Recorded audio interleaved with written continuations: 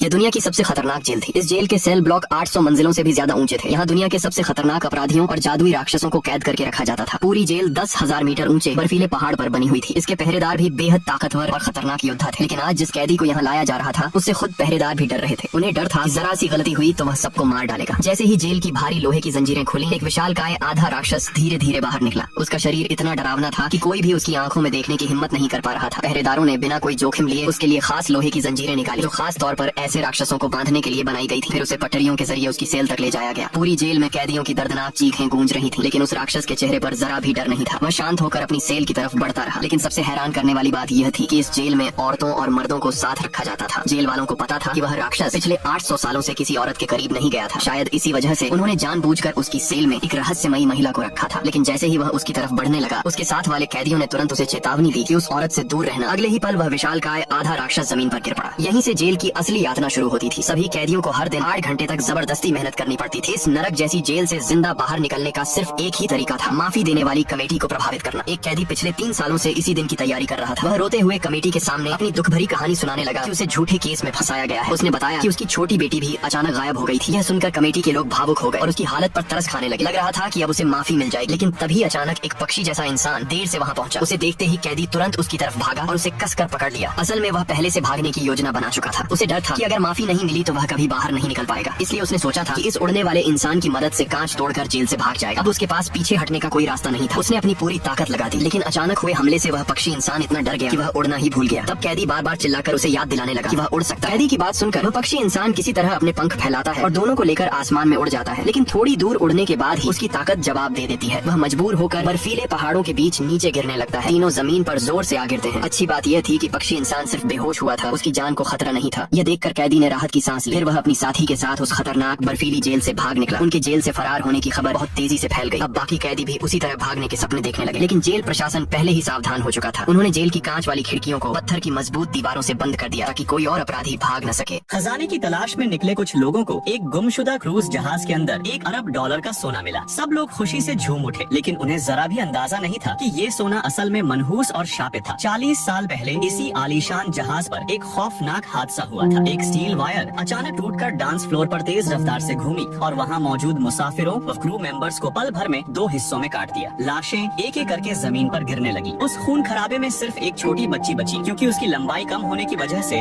Wire उसे छू नहीं सकी। उस हादसे के बाद पूरा जहाज ऐसे गायब हुआ जैसे कभी था ही नहीं। 40 साल बाद बेरिंग झरना मरुमध्य के पास गश्त करते हुए जैक नाम के मौसम वैज्ञानिक को वही भूतिया जहाज नजर आया। समुद्री कानून के मुताबिक खुले समुद्र में मिले जहाज की दौलत बचाने वाले की मानी जाती है। जैक ने फौरन एक प्रोफेशनल रेस्क्यू टीम जुटाई। हिस्सा बांटने की बात हुई और सब लोग जहाज तक पहुंचने निकल पड़े। जैसे ही वो मंजिल के करीब पहुंचे, मौसम अचानक बिगड़ गया और आसमान से जोरदार बारिश शुरू हो गई। रडार ने पास में जहाज होने का इशारा दिया। सब लोग सोच ही रहे थे कि अब क्या करें। तभी हैरत अंगेज मंजर सामने आया। वो क्रूज जहाज अचानक धुंध में से ऐसे सामने आया जैसे कोई भूत खुद चलकर आ गया हो। कैप्टन शॉन ने जांच के लिए कुछ लोगों को जहाज पर भेजा। केबिन के अंदर एक झूलती हुई घड़ी ने सबका ध्यान खींच लिया। एक आदमी जैसे ही उसे छूने बढ़ा, घड़ी अचानक कांपने लगी, जैसे जहाज में सोई हुई रूहों को जगा रही हो। पुरानी टूटी मेज पर टूटे खिलौनों से स्वागत है लिखा हुआ।